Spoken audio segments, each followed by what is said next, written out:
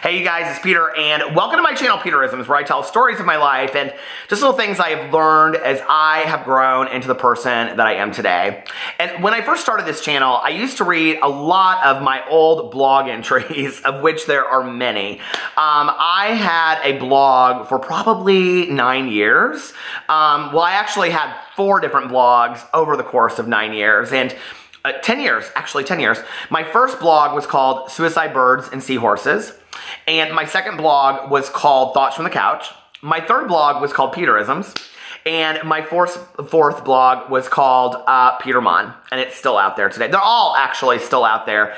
And what's interesting is that each one kind of served a purpose for a period of my life and would ebb into the next period of my life.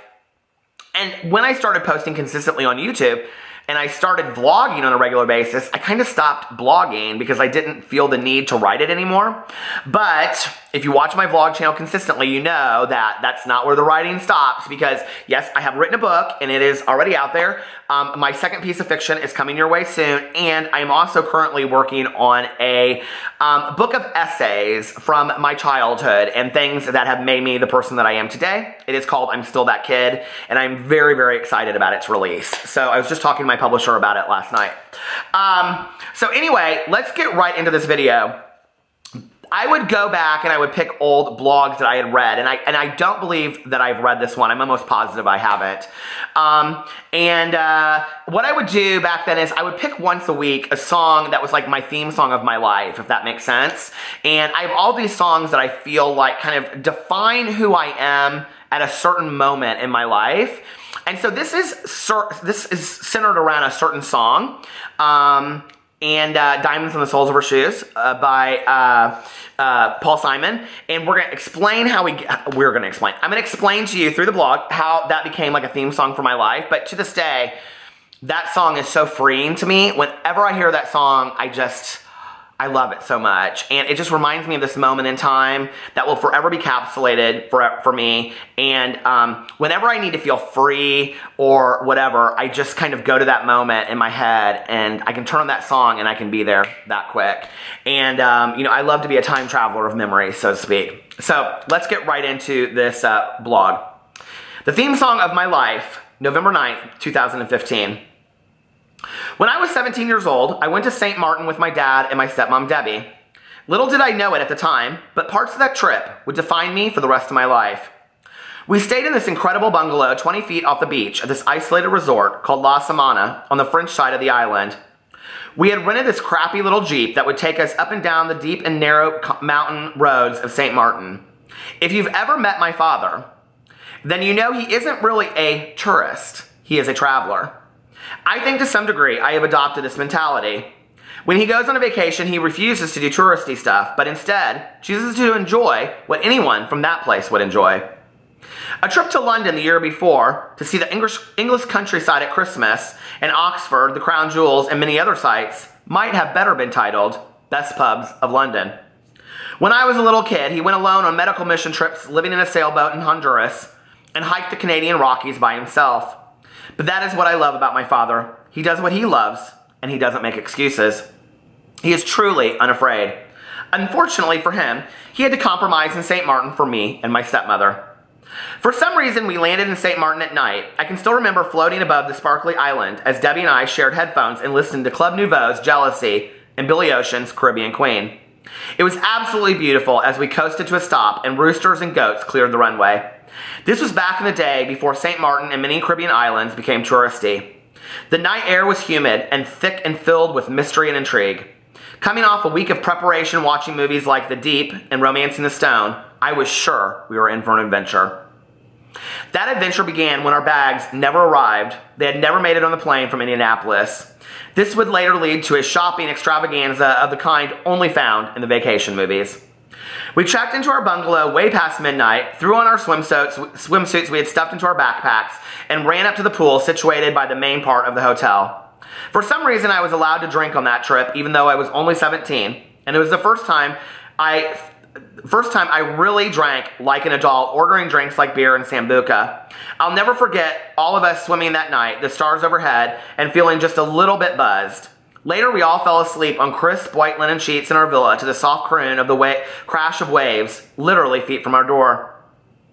Our mornings were spent snorkeling and laying out. Lunches were tomato bisque soup overlooking the sea, and afternoons were sunburned naps against those same sheets, which now bit into our red skin. La Semana was very quiet at night, perfect for my father, but a little too quiet for the likes of me and my stepmother, who wanted to dance or find some trouble to get into. One night, my dad took us to a casino at a resort on the other side of town. I remember driving up to this golf course resort and feeling very bad for the people because they weren't experiencing the real St. Martin, which included my stepmom getting stuck in a bathroom at a convenience store, metal shanty, getting lost late at night on near jungle roads, and chasing salamanders and wildlife into unknown places just so my dad could take another 100 pictures of his little buddies. The casino was very dressy, and even though we were very nice dressed, we didn't fit in. I remember a sign that said absolutely no thongs or flip-flops. Nonetheless, I felt like James Bond. We played roulette, and I found out that I was pretty good. My parents had known for a while that I smoked cigarettes by that age, and my stepmom and I stood at the table as I ordered vodka tonics and smoked cigarettes. I think back to that. I'm like, that is so crazy.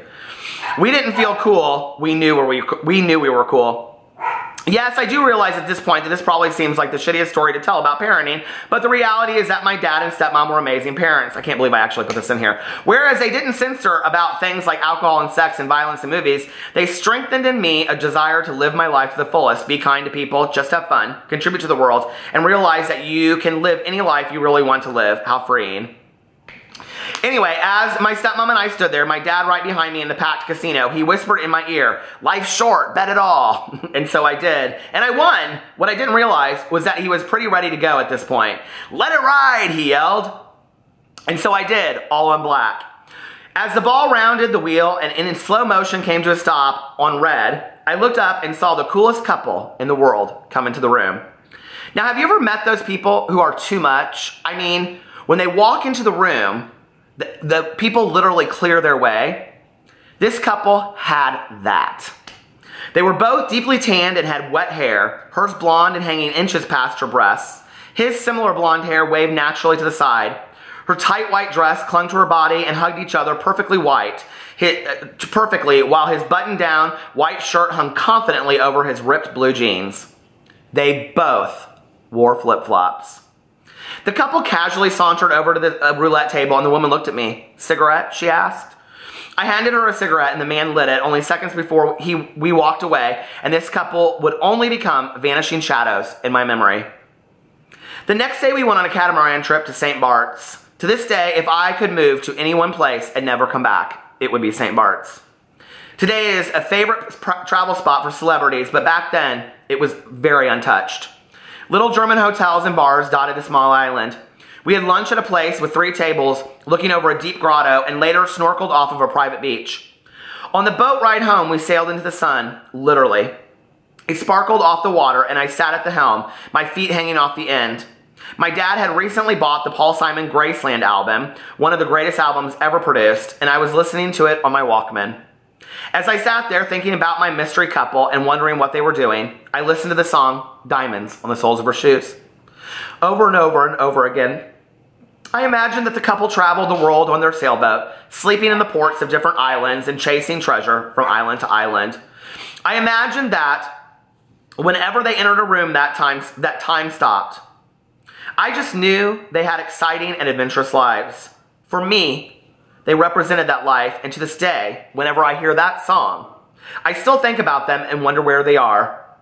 Recently, I got really sad when thinking that they were probably just on their honeymoon and they went back to Duluth, where he was a bank manager and she sold insurance. Now they're divorced and she spends her vacations in Minneapolis with her parents. Not exactly my dream life, so I think I'll stick with my original story. I like make-believe anyway. This song, "Diamonds on the Soles of Her Shoes," about one night when a poor boy falls in love with a rich girl who eventually falls in love with him, is a perfect example that anything, absolutely anything, is possible. It is the theme song for my life.